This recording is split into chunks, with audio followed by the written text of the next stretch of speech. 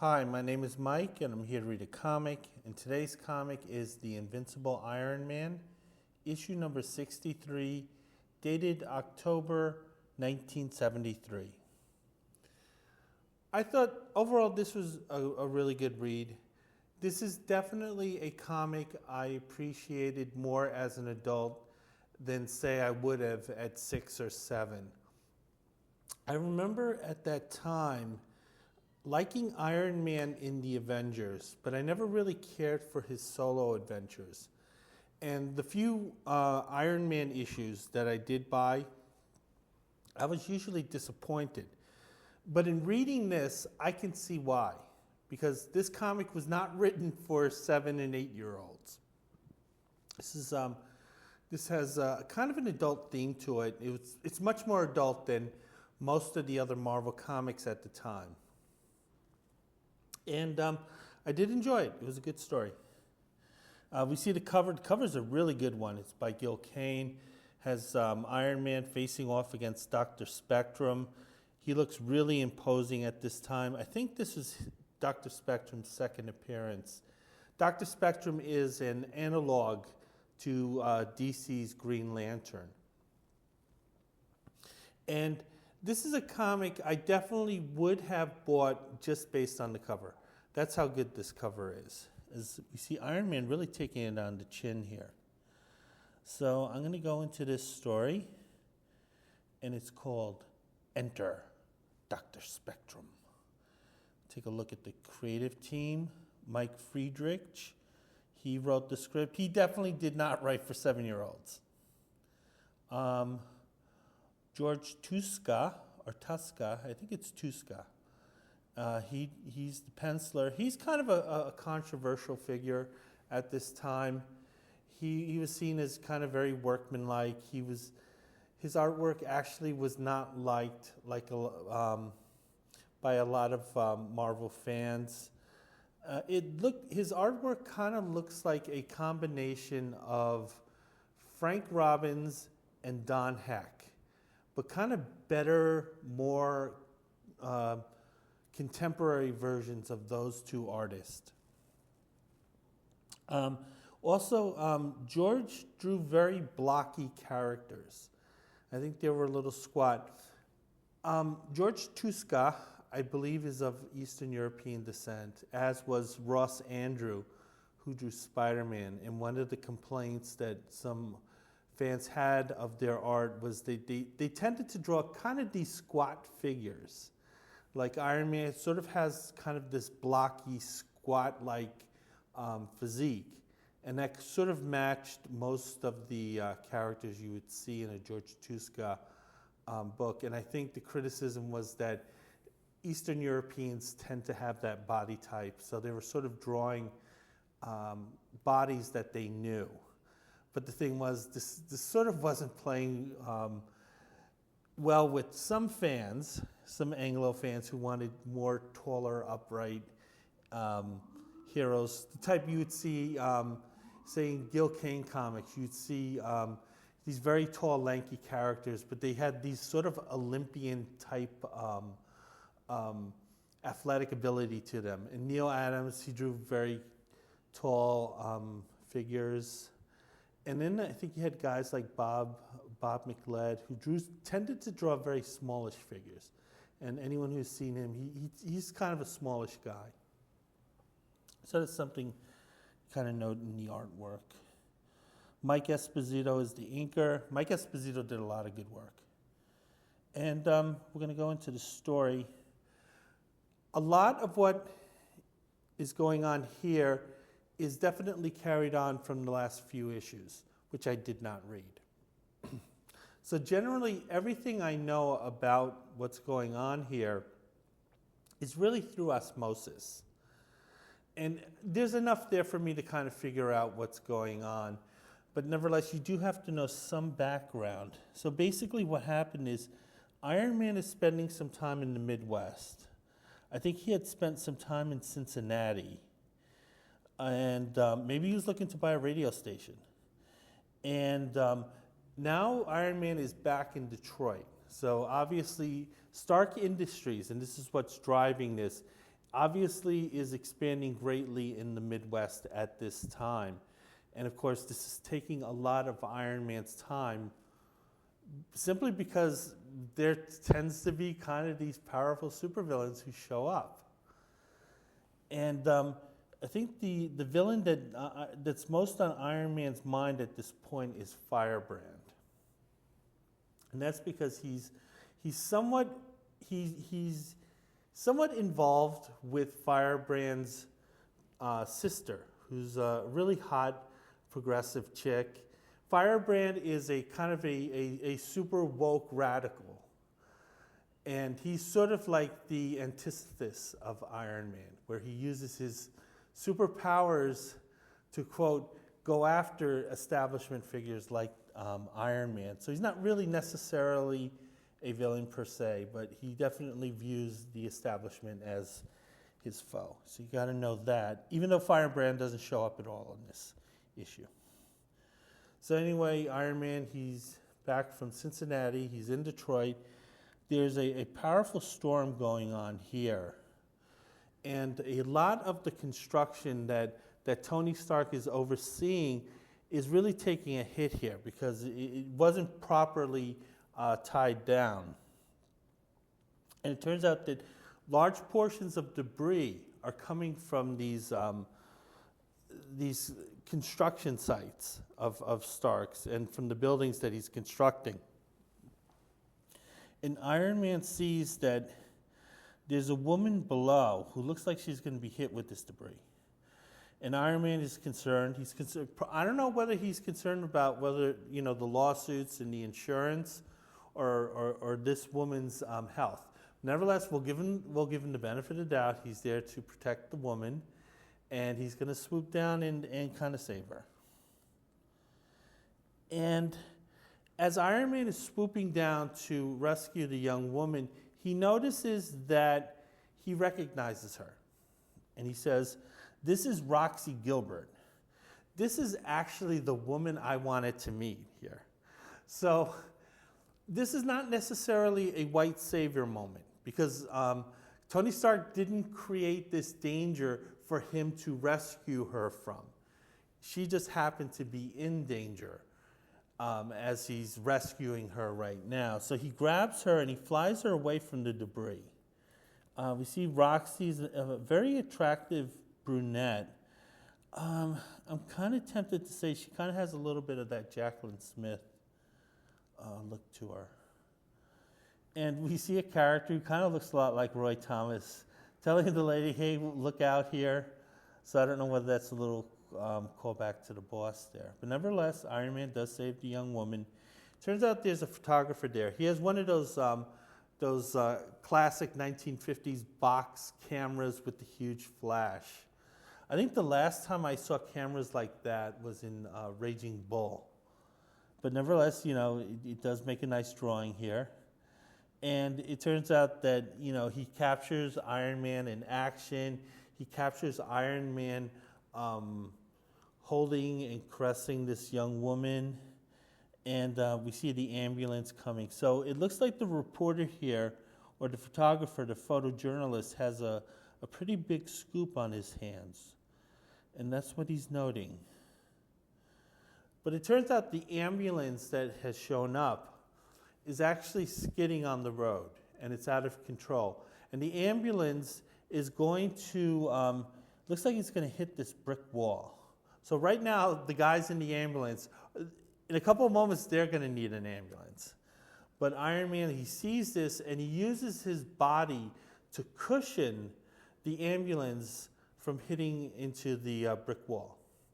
So not only did Iron Man save this young lady, he also saved that ambulance crew.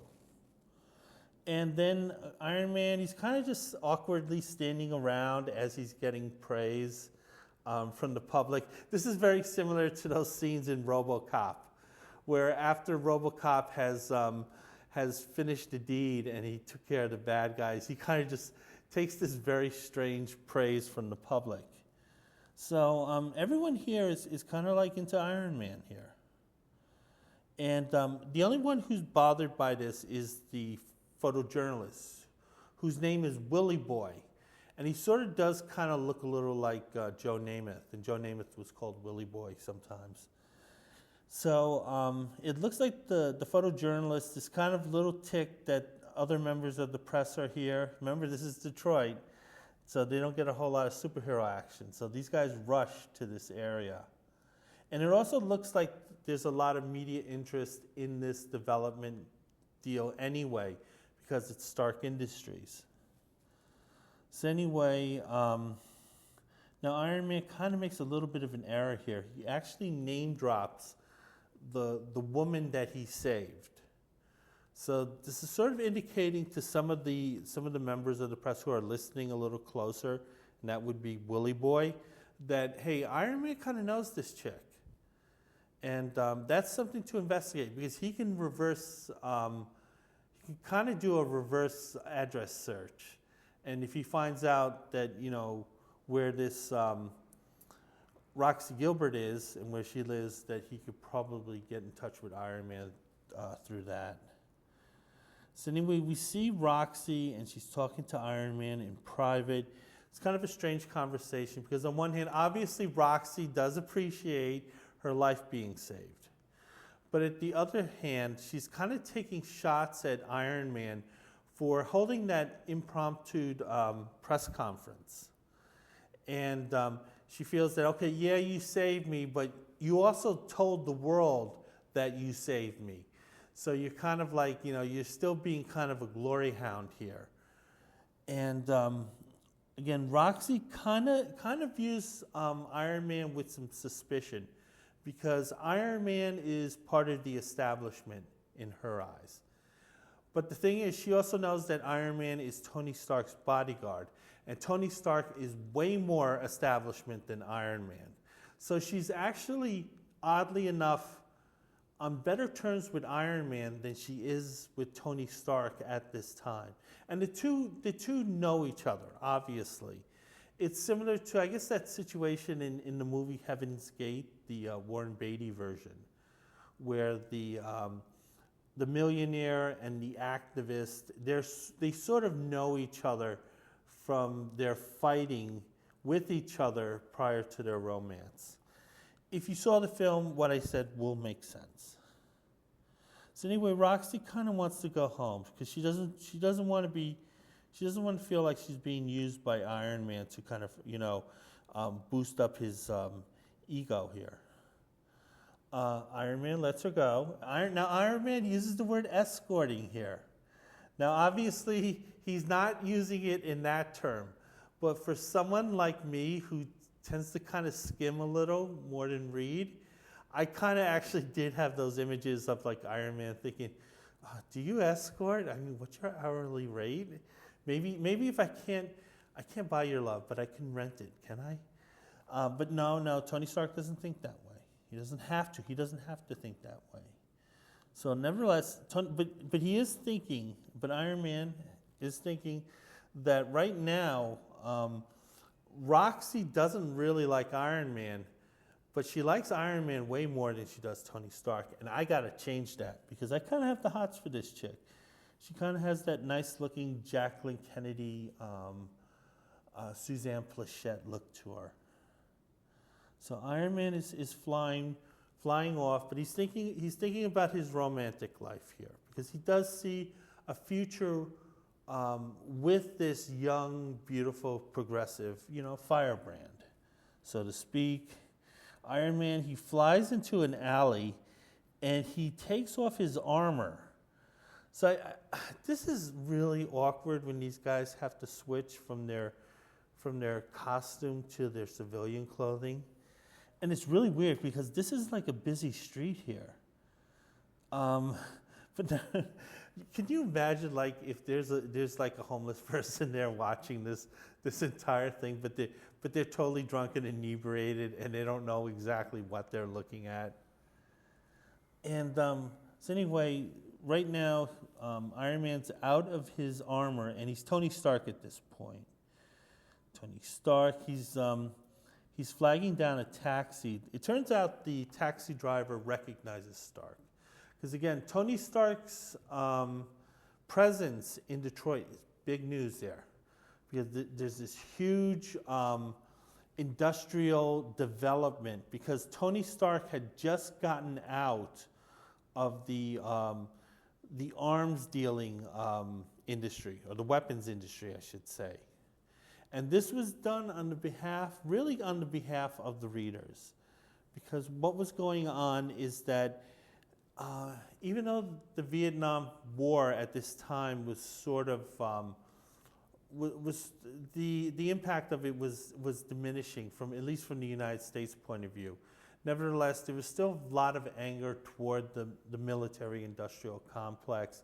There was actually a lot of anger toward the military by younger readers who remembered their older kin being drafted into the military. So that caused a great deal of unhappiness amongst comic book readers.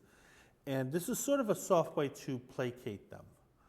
And I guess Stan Lee didn't really care too much whether Tony Stark was a weapons dealer or not. He just wanted him to be an industrialist. So Tony Stark got out of the weapons business, and he started going into, say, more socially responsible endeavors. Okay, so the thing is, Tony Stark, he knows where Roxy went. So that's exactly where he told the taxi driver to go to. Taxi driver did not share that, he was simping for this chick. But nevertheless, the two catch up. Tony Stark calls out to Roxy, because I guess these two have known each other. And Tony's saying, listen, why don't you come into the taxi? It's like warm and dry. You can rest up. You can be catered to. And the thing is, it's completely on me. But Roxy is against this. Roxy is a woman who doesn't like anything that reeks of being bourgeois. And she's saying, listen, public transportation is good enough for me. Even Detroit public transportation, I'll just take the bus. But however, Stark is very insistent that no, treat yourself here. And Roxy, who's a little tired, kind of gives in very easily. So Tony has Roxy in the back of his taxi cab here. And the two are talking. And again, Roxy, who is very progressive, very on the left, she's bothered by Tony Stark's industrial ways and how he's made money. And it turns out that Roxy's dad was an industrialist. So I guess Roxy is kind of feeling a little bit of guilt because she grew up with a father who was an industrialist. And apparently he wasn't a socially responsible one. So he was kind of like one of the bad robber baron types. And Roxy has a tendency to sort of project this onto others, including Tony Stark. Tony Stark's kind of playing it off like, no, I'm the good one. It turns out there's really not any good ones. It's just whether they get good press or not. But nevertheless, Tony Stark is saying, we're taking more of an Amazon approach. We're going to get into pollution control. We're going to get into space research and consumer goods. So he's sort of like this. He's selling himself as this weird mix of Jeff Bezos and Elon Musk. Roxy is at least being somewhat charmed by Tony Stark. Tony Stark seems to be coming across as genuine. Roxy is a beautiful woman, but the thing is, in Tony Stark's world, there's an ocean of beautiful women. But nevertheless, Tony's kind of taken by Roxy here. He likes her spirit and so forth. And those big blue eyes. So anyway, I'm not quite sure where they're going at this point. I think it turns out that Tony Stark is staying in this very luxurious hotel. And they're heading to Roxy's apartment. Yeah, Roxy isn't quite renouncing everything she's gotten from her industrial father. apparently Roxy does live in a very nice, beautiful, big mansion here. So it looks like Roxy is kind of keeping some of this stuff. So they're going into her apartment, and Tony is making the case to Roxy that, hey, listen, I know your dad was the bad version of me, but your brother is the bad version of you. So basically he's saying, look, every demographic, has their bad apples, but it doesn't mean that all of them are entirely rotten. And this argument's kind of working. So they enter the apartment. This story is kind of weird in that it seems more like a romance comic than a superhero story. George Tuska did work on a lot of romance. So anyway, Roxy opens the door to her apartment, and it turns out the photojournalist, Willie Boy, is there. And because he had overheard Iron Man using her name, he kind of, reversed engineered and figured out that Iron Man and this woman, at the very least, are connected. And probably connected to Tony Stark. And he does recognize Tony Stark here. So he's saying, oh, isn't this kind of interesting here? Kind of like your little threesome with which one is the true Iron Man? Come on, Roxy, tell us. No, he's not doing that. But nevertheless, Willie Boy's very ambitious here. And he does want some, front page gossip from these two. Tony Stark's not buying this. He's saying, listen, dude, we all have private lives. I don't need to deal with your TMZ nonsense here, particularly since this is 1973. Willie Boy's saying, listen, the Herald doesn't really respect your privacy enough to pay me for that. They're paying me for pictures, and if I have to take a picture here, hey, dude, I got to eat. But Tony Stark acts more like Tony Soprano here. So he grabs Willie Boy here, and he reminds Willie Boy, hey, who owns your newspaper? And Willie Boy says, well, it's this conglomerate. And who owns that conglomerate? And Willie Boy doesn't know, but Tony Stark says Stark Industries owns that. So basically, Stark Industries owns your newspaper. So basically, I'm your boss in that I can get your ass fired in a moment.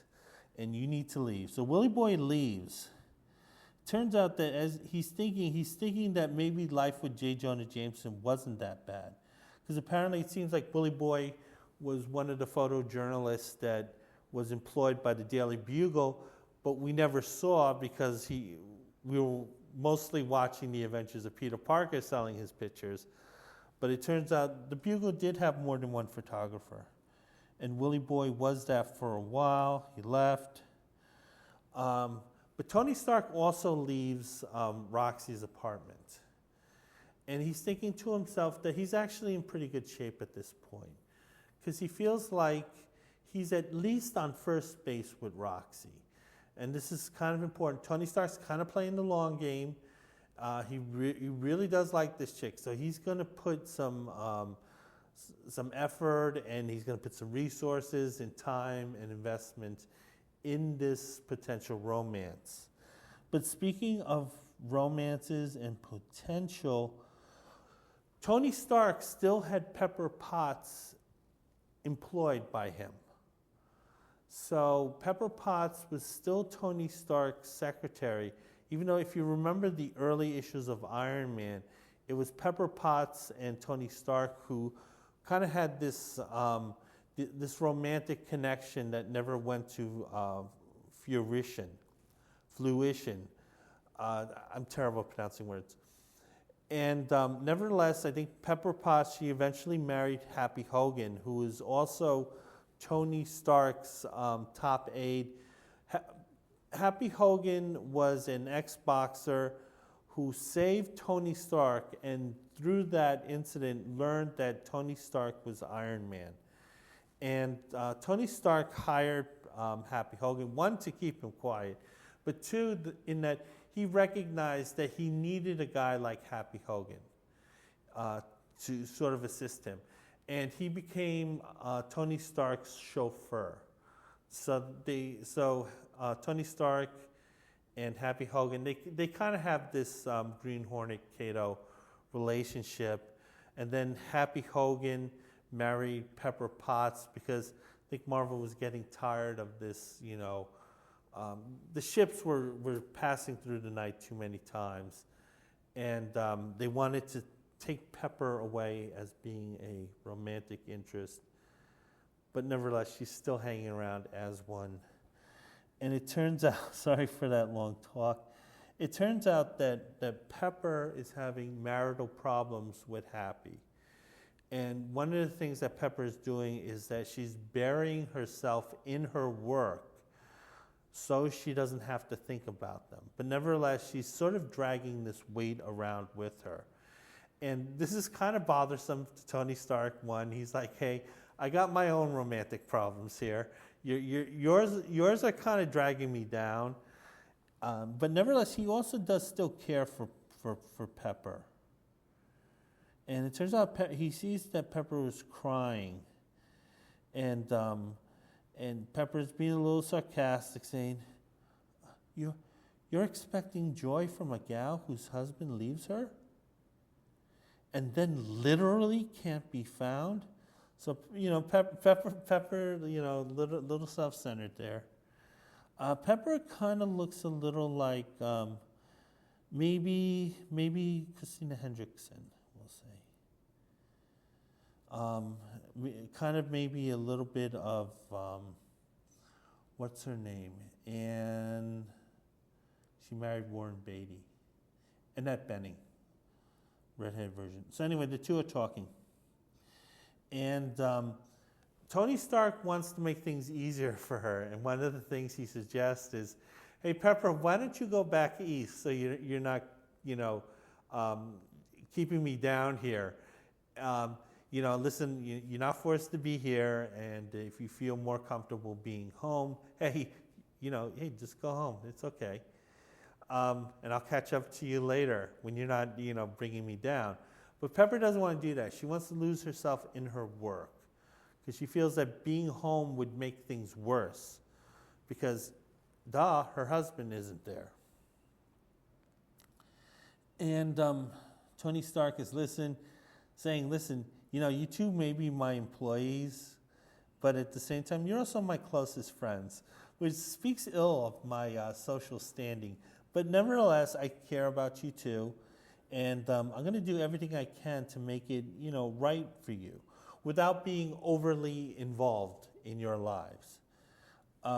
Pepper Potts, she does appreciate this. And then we cut back to Stark Industries back in New York. I think that's where they were based. And Happy Hogan is in the office there. At this point, Happy Hogan, I think, had left Stark Industries. And he was working on his own business. But his own business, it wasn't really going as well as expected. Also, the lifestyle difference was really great because it turned out that Happy Hogan had to work these really long nights. And Pepper Potts, even though she was married, she still wanted a work life. And it turned out that the times weren't working for themselves. Pepper would have to cook dinner at midnight and stuff like that. So this is part of the marital problems that the two were having. So anyway, Happy Hogan, he's in the office.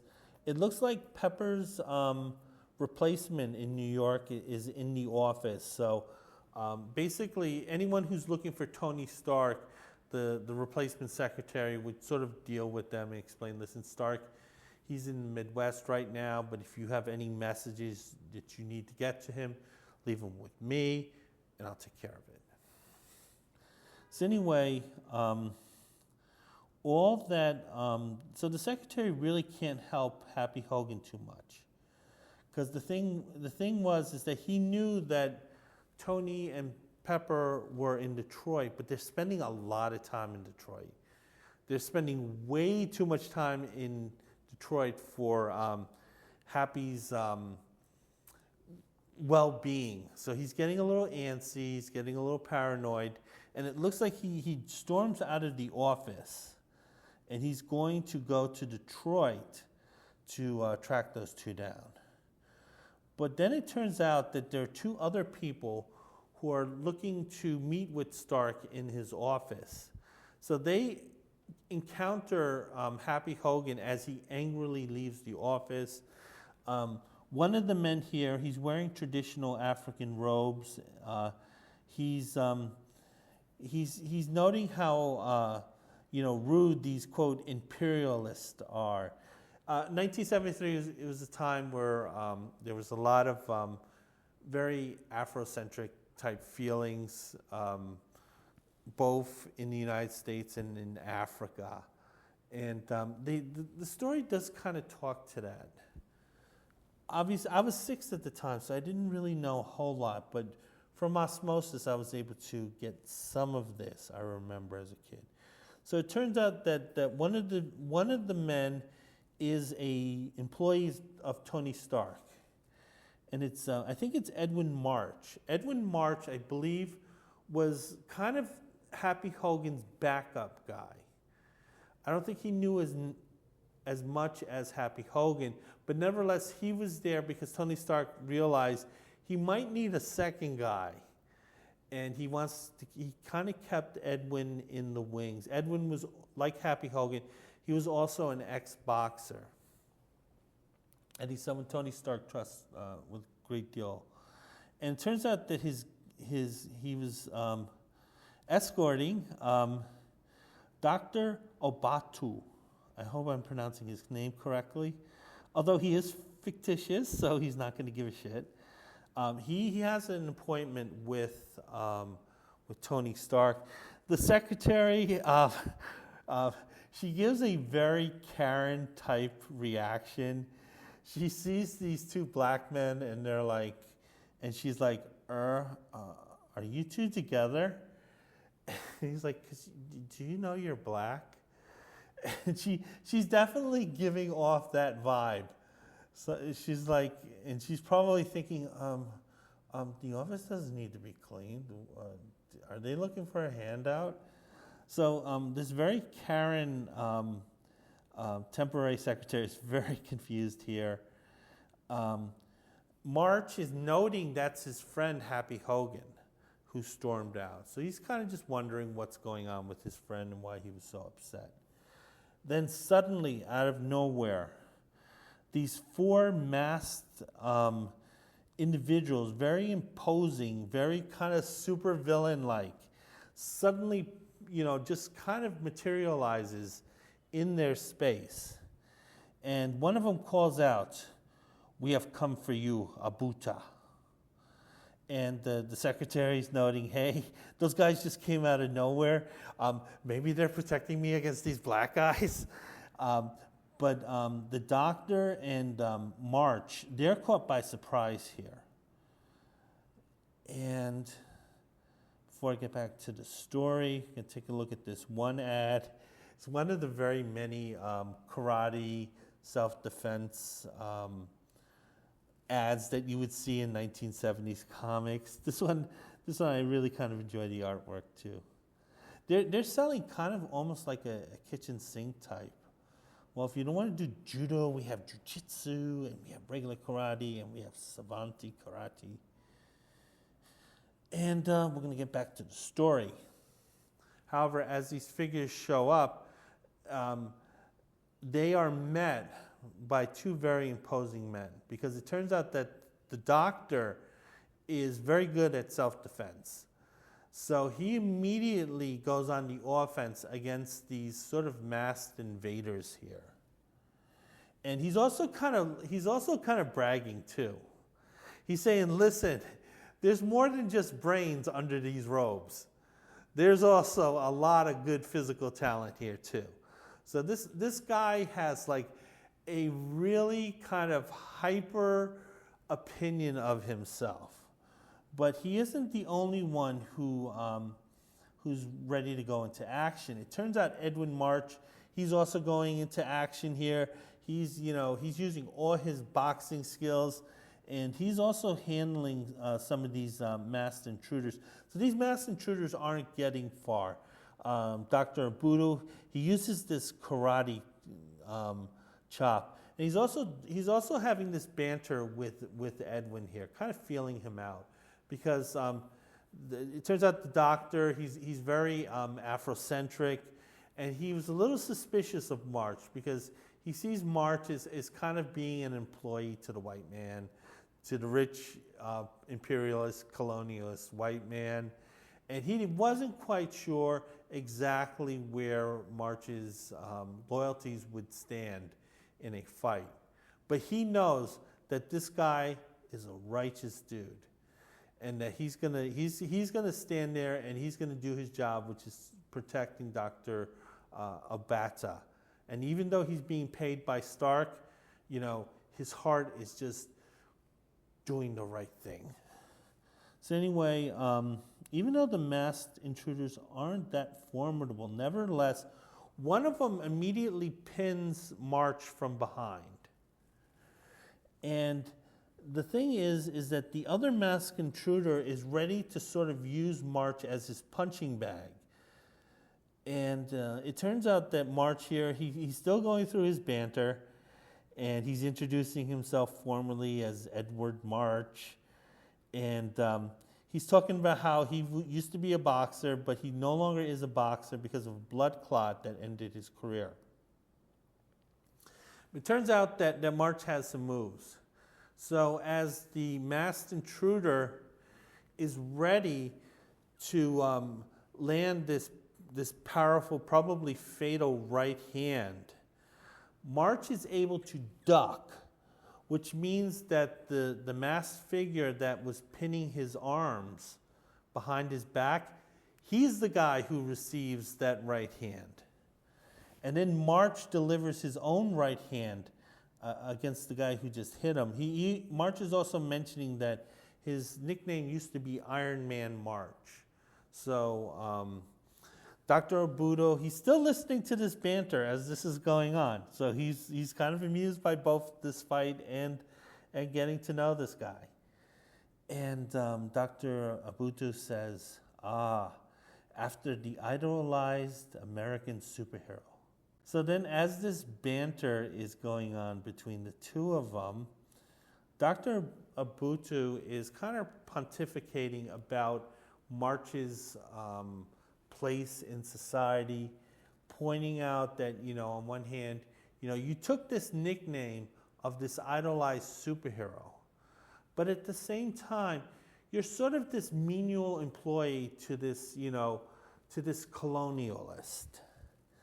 And Dr. Abudu doesn't really understand. He feels that's kind of like a core conflict. And Dr. Abudu points out that, listen, man, but the skills that they're employing you with, those are the skills that you brought back from your African ancestors. Your African ancestors gave you that ability to fight, and yet you're doing it for this rich colonialist. This is sort of the confused politics I think Mike Friedrichs was trying to get into. Some of these guys I don't think were quite as liberal as many of us kind of think.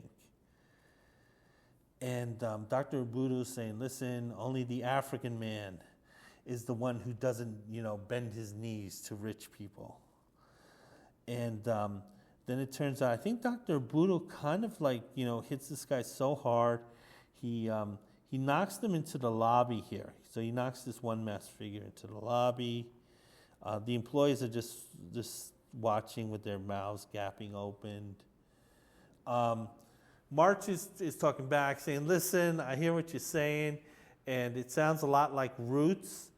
And Roots is in quotes. Now, obviously, the TV miniseries had not come out at this time. That came out, I think, in January of '77. But I think the book Roots was a huge hit at the time. and these were popular politics at the contemporary 1973. So I sort of suspect they're kind of playing into that. But it turns out March says, no. My fighting skills, they didn't come from some ancestral gene pool in Africa.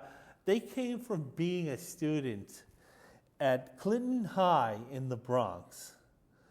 Now, I actually was a high school student in the Bronx, but I went to high school at John Kennedy. At the time, John Kennedy was generally considered the best regular high school. I think Bronx Science was considered the best high school in the city.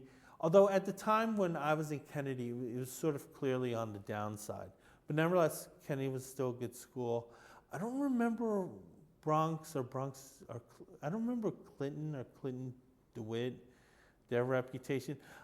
From what I remember, Roosevelt, which is on Fordham Road, that had the worst reputation for Bronx high schools. Nevertheless, I'm sure at the time it was a tough place, or at least a tough place for someone in the Marvel bullpen. And March is saying, listen, at that place, you did not bend your knee. And if you did bend your knee, you never got up. So he's making it sure, listen, when you attended Clinton High, you had the fight. And then we see some nice Batman 1966 kind of like effects here, pow, biff. And then it turns out the two men, Dr. Albato and March, hey, they won. And they look so happy here from different points of view. But nevertheless, the doctor still wants to see Tony Stark. And from this fight, there was information that Tony Stark was actually in Detroit. So the doctor is telling March, listen, we're going to go to JFK and we're going to fly out to Detroit because I really want to see this guy. The other employees, they're going to be left cleaning up the mess. They should be very grateful that they weren't actually involved in the fight, and the worst that will happen is that they'll have to pick up this stuff. It looks like the masked intruders, they kind of just disappeared. So at least Tony Stark's employees don't have to worry about kind of like arresting these individuals and then explaining it to the police officer. The secretary, the Karen's secretary, is probably thinking, well, shouldn't those two be kind of cleaning this up? Not that I'm being racist or anything. So anyway, they're heading out to Detroit.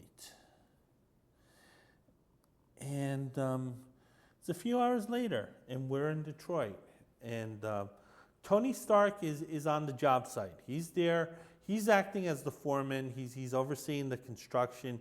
He has the blueprints in his hand, and he's being every bit the alpha male you would expect him to be. He's living the CEO fantasy of the guy who actually kind of rolls up his sleeves and he's working hard and he has this sweat. And this is them, Marvel saying, hey, there are billionaires who do work hard, so don't you dare knock them. And then as Tony Stark is thinking about the project and how much it will help Detroit, and Tony Stark too, because Tony Stark Industries, when it got out of weapons, took a huge hit financially. So Tony Stark kind of has to make these new industries work because he already renounced the old industries. But all that work that Stark was overseeing is immediately destroyed by a power blast. And it's because of, dun, dun, dun, Dr. Spectrum. Dr. Spectrum shows up here. So it took like basically half the comic for the villain to show up here.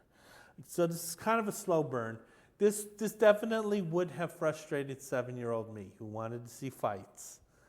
And to sort of wait and go through that entire soap opera for basically half the issue until the villain shows up, that would have been too much of a wait. But I think as an adult, I'm fine with this.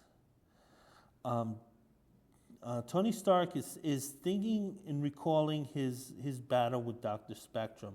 The two had faced off in Avengers issue number 70. And it was a one-page fight, so you really couldn't call it a memorable fight. But nevertheless, Dr. Spectrum had shown himself to be, I think it was a two-page fight. Dr. Spectrum showed himself to be a formidable opponent. He's basically Green Lantern, but he has a different light weakness, whereas Green Lantern his weakness is to the color yellow, which is weird. At least Dr. Spectrum, it's a form of light. It's ultralight waves, ultraviolet light, I should say. And that's his weakness, because apparently that's the one wavelength that can go above the color spectrum. And we see Dr. Spectrum, he's being very arrogant. Now, there's something about Dr. Spectrum we should mention, is that it's actually two entities that are Dr. Spectrum. There's the actual human who moves about and is in the costume, and there's the gem itself. Dr. Spectrum employs a power prism, similar to Green Lantern in his ring, but the power prism actually has an identity of its own, and kind of a grouchy, angry identity. So the two are always kind of fighting, and they're fighting to such a degree that at times Dr. Spectrum views the power prism as a parasite.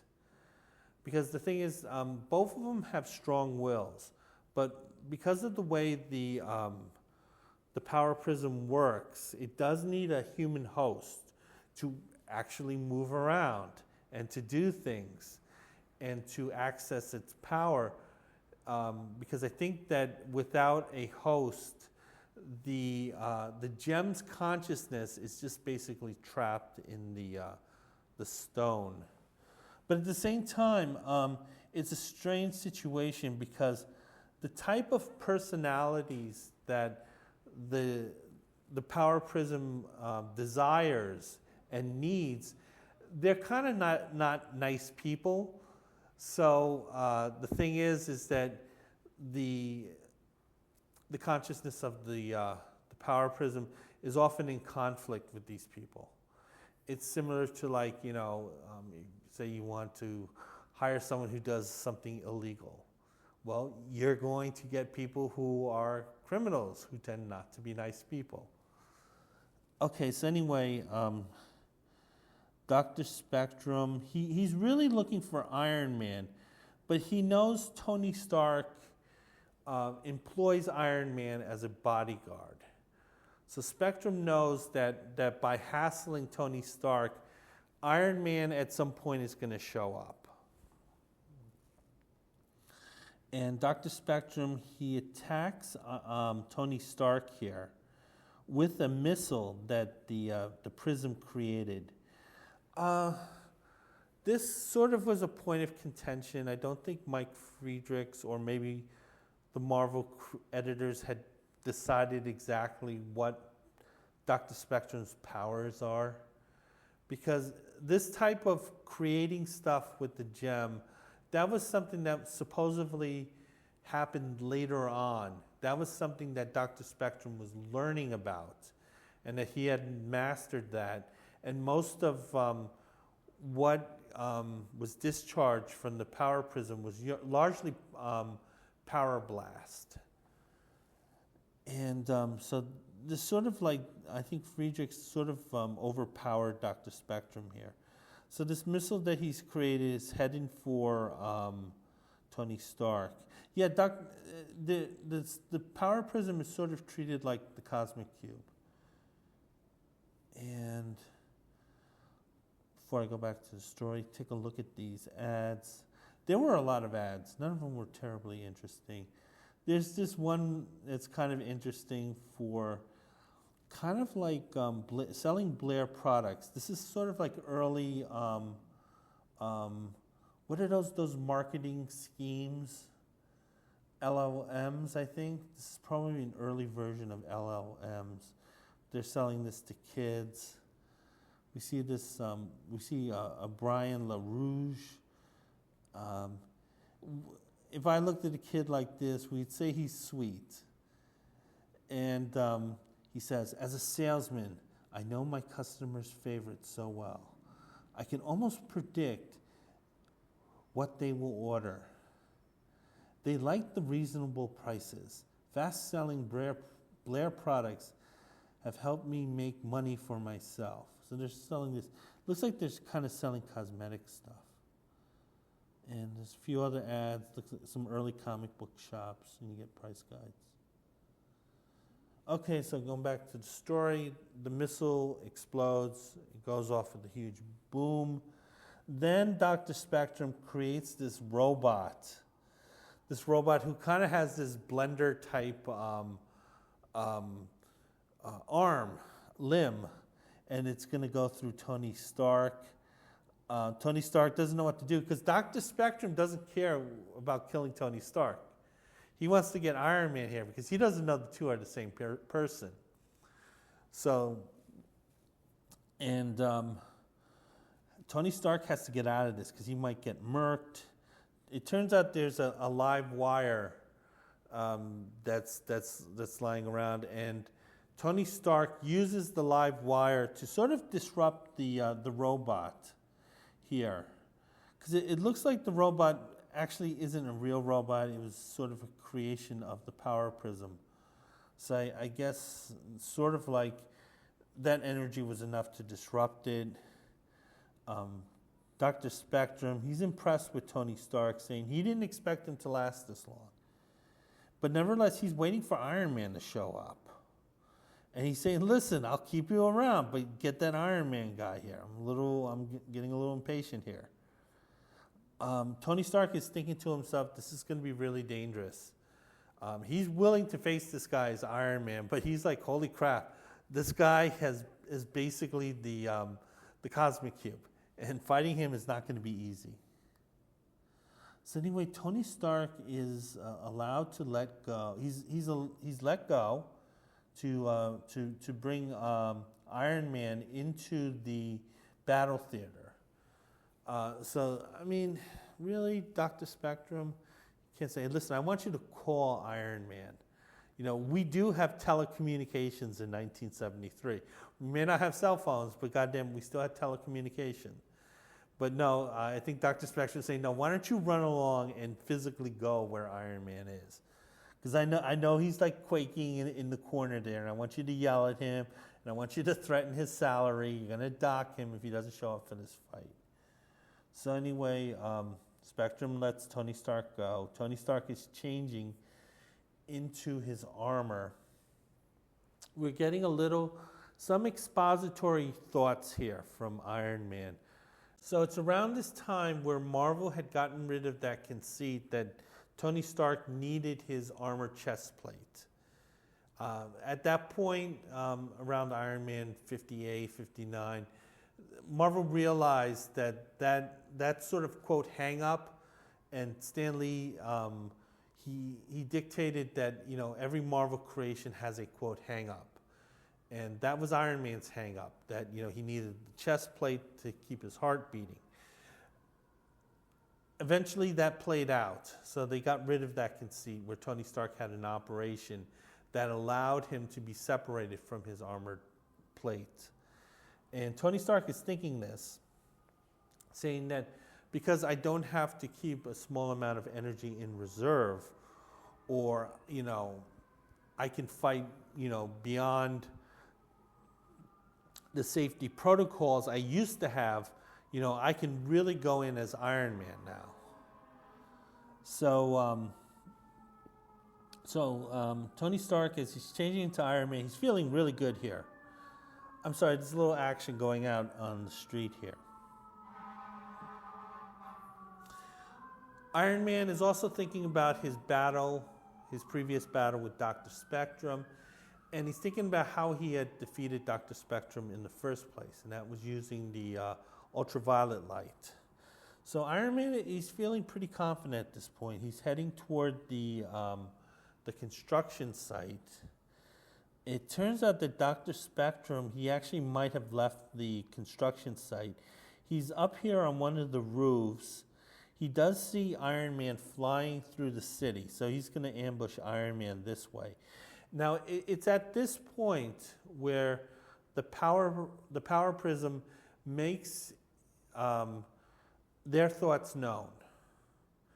And he's really not happy with his host. He feels his host is an arrogant idiot, and he hates the fact that the power prism hates that he only has a partial say in what's going on, because ultimately the way the symbiotic relationship is set up, the host usually can override the power prism's desires. So the two are really kind of going through really a nasty fight here. But nevertheless, the power prism is also encouraging Dr. Spectrum to avenge that last fight. So the power prism definitely wants to have some trouble with Iron Man. Dr. Spectrum is agreeing, but I think he's a little less motivated to do this. Okay, before I go back to the story, I'm going to take a look at this ad, in-house ad. It's for Crazy, their magazine. This is their attempt to compete with Mad Magazine. Mad Magazine sold at a higher price point than comic books, which is something that the comic book companies knew. And two, they wanted, again, the comic book companies wanted to have higher priced items on the market. The problem is they kind of sucked at this type of humor. Crazy was a terrible magazine. Honestly, when I was growing up, Crack was a terrible magazine. I know eventually Crack ended up getting a lot of mad staff, and the product did become better. But at that point, I had already aged out of those type of comics. And bad humor is the worst, because there's nothing you can do with bad humor. At least with bad drama, you can laugh at it. But bad humor is just awful. Take a look at another ad. There were a lot of ads. This is around the time when the accountants told the comic book companies that it's really the ads that are the profit makers, not necessarily sales. So they started reducing the amount of comic content to print these extra ads. And it turned out that when the bookkeeping error was discovered and they retroactively went back over and audited the books, it turned out they were actually losing money printing these stupid ads. We see one ad for Guinness Book of World Records. That book was so important in my house, I remember. Every year we had to have the new one. There's one for how to get a fake beard. Okay. One ad for free $1 million in cash. Oh, yeah, good luck. And you get a wedding ring. It looks like it's worth $1,000, but you only have to pay $37 for it. Feel for the girls and women who got these rings. Just feel for them. Okay, so I'm going to go back to the story. Dr. Spectrum, as he's going through this angry debate with the power prism, he attacks Iron Man, and he captures him kind of in this stasis field. But Iron Man notices something, is that the stasis field isn't as strong as he expected it to be. So Iron Man has noticed that that this version of Dr. Spectrum isn't as powerful or formidable as he was even just a few minutes ago at the construction site. And that does kind of play into the story. Iron Man, he's ready to go for the ultraviolet light setting. And he activates the ultraviolet light, and he breaks out of this stasis field. Dr. Spectrum, he's confused as to where Iron Man went. And the Power Prism warns Dr. Spectrum that Iron Man is directly behind them. Iron Man tackles Dr. Spectrum. Dr. Spectrum, I should say, as he's going through this battle, he's also arguing with the consciousness in the Power Prism. So Dr. Spectrum's kind of fighting two battles. And it seems like the Power Prism is sort of holding back here. Sort of like he kind of wants Dr. Spectrum to lose this battle. So anyway, as the fight is continuing, nevertheless, Dr. Spectrum, he does break free. Remember, the Power Prism doesn't have complete control over the host. It can definitely influence the host. The Power Prism can make its opinions quite well known. But nevertheless, the gem does not completely have control over this host. Because this host is basically too strong-willed, kind of too evil to be controlled by the Power Prism. Looks like Iron Man is impressed with Dr. Spectrum and his counterattack here. And what he's also noticing is that Tony Stark, as he's going through the kind of like the banter that superheroes and supervillains have, Iron Man is noticing that whenever he uses an insult, it really kind of grates on Dr. Spectrum. He's really taking it a little too personal. And Iron Man's thinking that maybe he can take advantage of that. It turns out Iron Man, as he's being thrown in the air by Dr. Spectrum, he lands on this guy's car. It turns out the guy had just made his last payment. So this was his car 100%. And it was just completely totaled at this point. I have to believe if Tony Stark heard about this, he's going to help the guy out. But nevertheless, he has to prepare for Tony Stark having selective hearing, and he might be out of a car here. However, Dr. Spectrum doesn't care. He's going on the offensive, and he's really letting Iron Man have it. So at this point, Dr. Spectrum and the Power Prism, their thinking is aligned, and the Power Prism just releases all his energy on Iron Man, I should say. So at this point, Iron Man's kind of a little pooped. He's kind of stuck because he's really having some trouble here with Dr. Spectrum. And this fight is definitely a much tougher fight than that two-page fight they had in Avengers 70, or even that one-page fight. Now, Dr. Spectrum, at this point, he wants to murk Iron Man. But the Power Prism is stopping that. The Power Prism doesn't want Dr. Spectrum to murk Iron Man. Now, obviously, the Power Prism has plans of its own. However, the Power Prism is not sharing these plans with Dr. Spectrum. So this is sort of the conflict here, because Dr. Spectrum wants to take care of Iron Man permanently. However, the Power Prism is trying to convince Dr. Spectrum not to do that.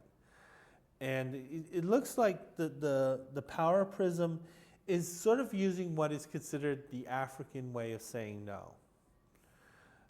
The African way of saying no is where you would tell someone who would not be happy to hear the word no and who could possibly murk you on the spot.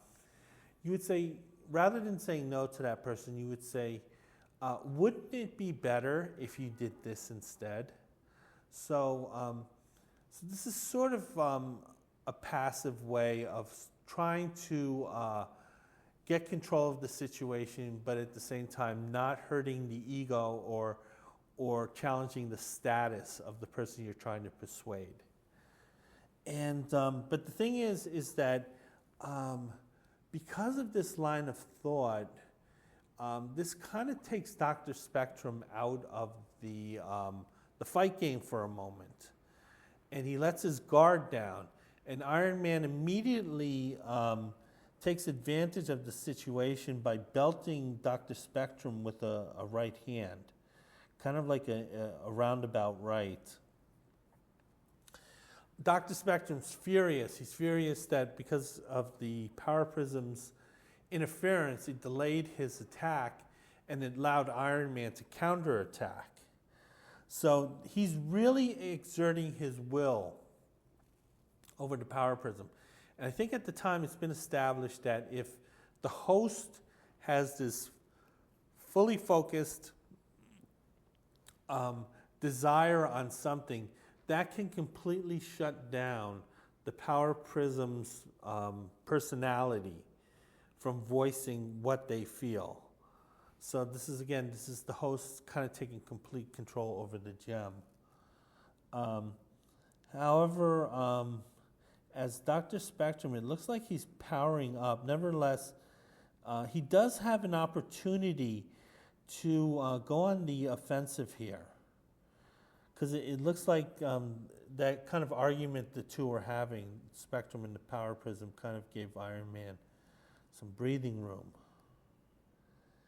But it turns out that his attack is for naught, and Iron Man's sort of trapped in this stasis field again. Kind of like this energy flypaper, so to speak. Iron Man's able to break out of it because apparently, I think using that ultraviolet light technology does weaken Dr. Spectrum's creations. So it looks like Iron Man's aflame here, but at the same time, he's heading directly toward Dr. Spectrum.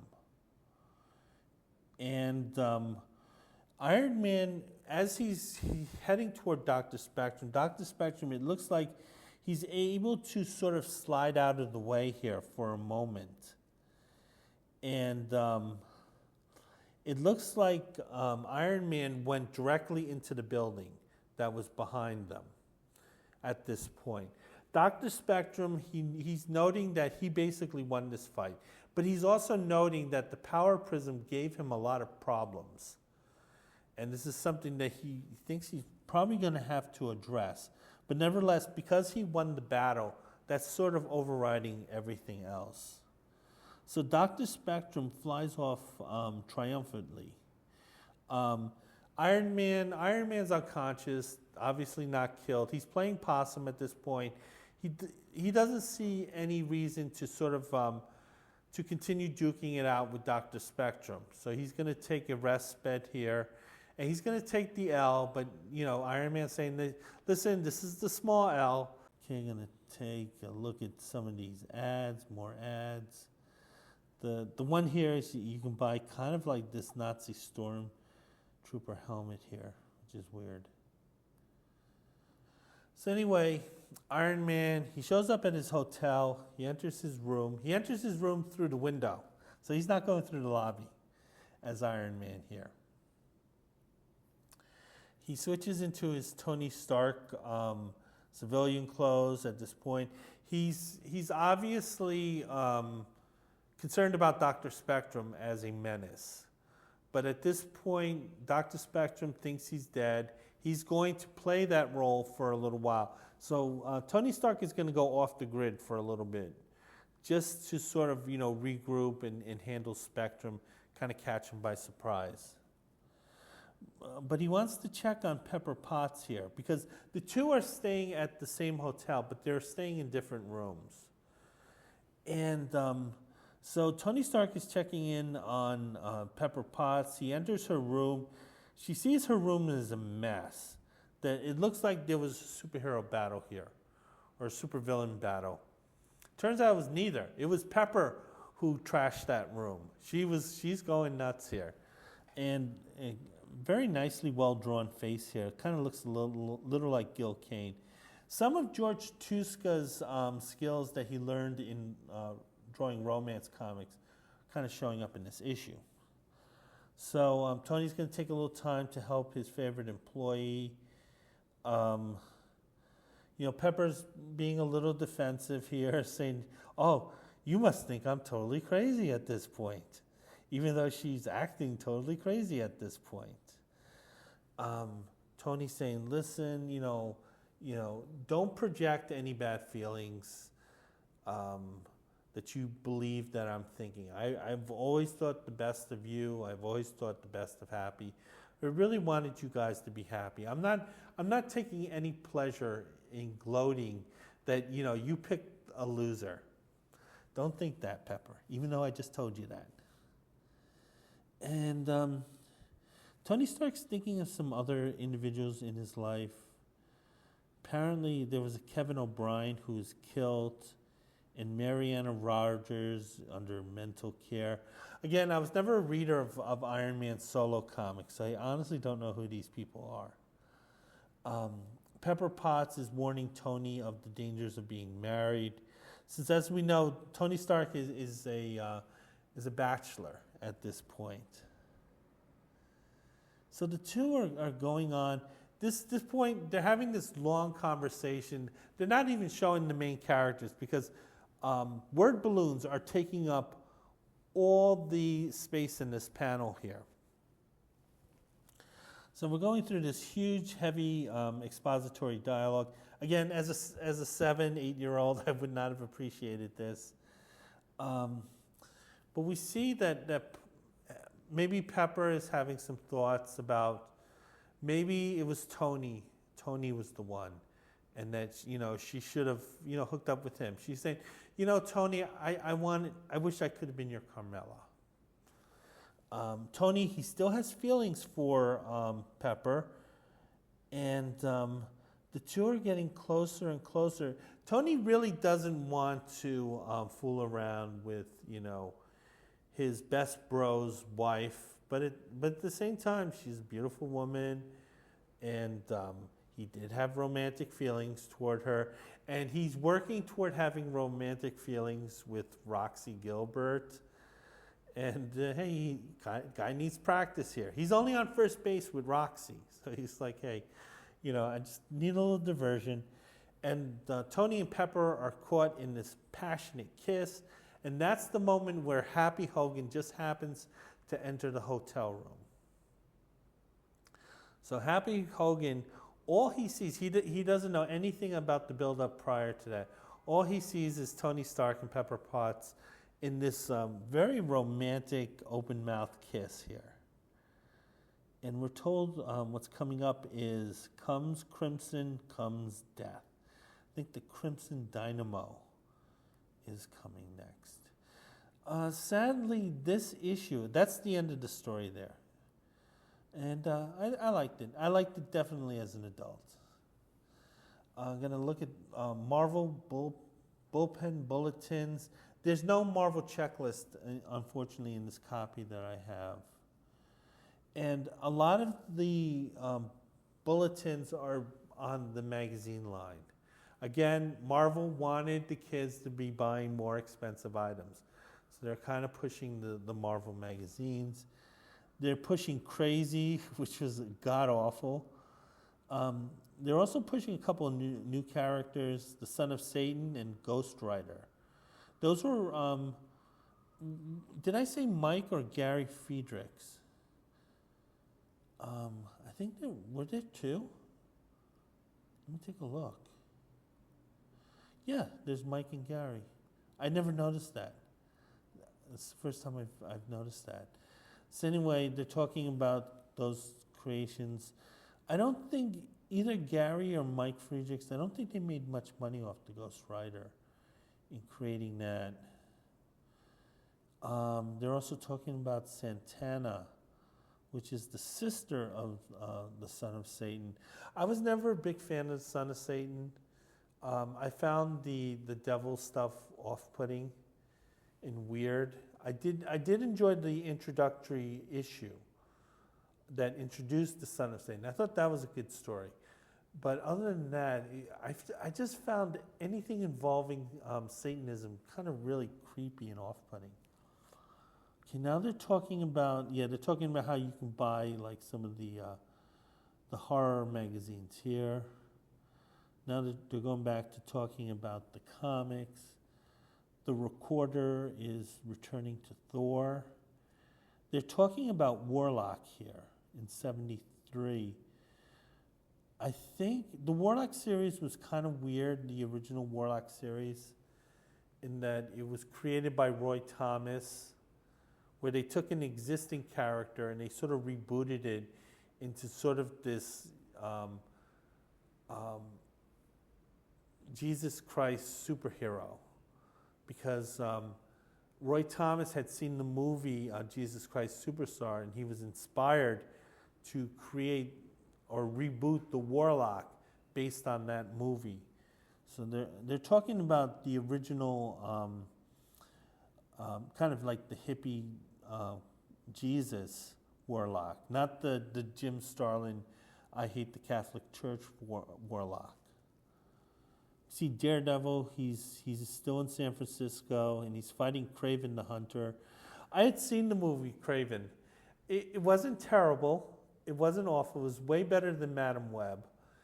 It still was a little bit of a disappointment because I didn't really kind of gravitate toward the characters. Even though I did appreciate the fact that Russell Crowe did put effort into this movie. He did not phone it in. Russell actually put some work into that character. I didn't think the lead characters were terrible. It was just kind of like, I think it was just the whole Russian setting just didn't appeal to me. Not that I have anything against Russians. Spider-Man and the Submariner, that's I think Marvel Team Up 14. I remember that issue. That was a good issue. It was Gil Kane. Again, there was some type of error in the advertisements, the in-house ad. The in-house ad told everyone that the comic was going to be 60 cents. It turned out to be 75 cents. And even though I'm sure Marvel greedily took that 15 extra cents, saying, sorry, we didn't mean to fool you. But nevertheless, they're just apologizing for kind of a copy error. And again, they're talking about the magazines here, Savage Tales. And they're going to have work from Thomas, Smith, Buscema, Kane, Bruner, Al Williamson. And underneath is membership to VOOM. And you got that great poster by Jim Stranko. I remember an older cousin, he had done this, and he was showing off his stuff to a friend, but I happened to be in the room at the time. And it was just so much fun. Okay, gonna look at the letters page. Socket to Shellhead. And the first letter hated Iron Man 59. Iron Man 59, I think, had Firebrand. So the issue was somewhat relevant in that the character Firebrand was sprung from that issue. The first writer hated it. He's writing as the Red Skull, so he's trying to be a little humorous here. And he's just saying that was just a terrible issue. The second letter really likes the comic, saying that, listen, Iron Man's my favorite superhero, and 59 proved it. 59 proved it. Man, that 20 cents I spent was well spent. But he's pointing to a possible error, saying that Iron Man was having trouble with Firebrand because Firebrand has heat-based powers. But the reader, who apparently was a long-time reader, had pointed out that in Iron Man 24, Iron Man went up against another heat-based villain, the Mentoron. And Iron Man, it was established that Iron Man's armor is heat-resistant. Now you can see that could be a problem, heat. If you're in armor and it suddenly gets really hot, it could be a problem being inside that suit. And it was explained in Iron Man 24 that there's special technologies that make the armor resistant to heat. But then again, in issue 59, Iron Man was showing problems dealing with the heat.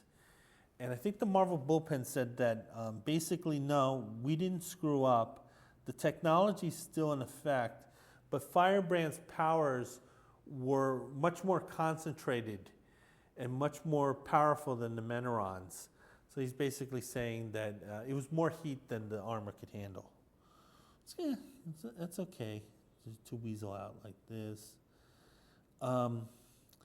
One person is praising Mike Friedrichs, saying that he's a great writer, and 59 proved it.